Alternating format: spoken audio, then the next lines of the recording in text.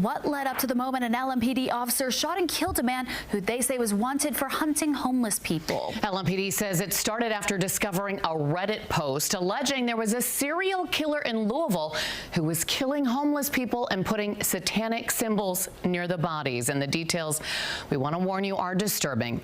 Detectives started looking for possible leads and got word from other homeless people about attacks and harassment from a man wearing tactical gear. That led investigators to 21-year-old Michael Herstoff. Police believe he killed and dismembered a homeless man around Christmas.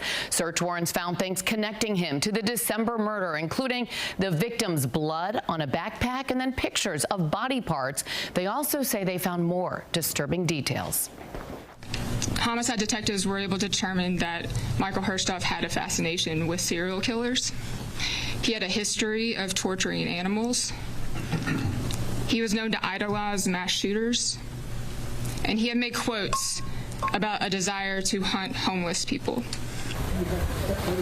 Herstoff was shot and killed when police say he refused to drop a weapon outside a Whitney Avenue home earlier this month.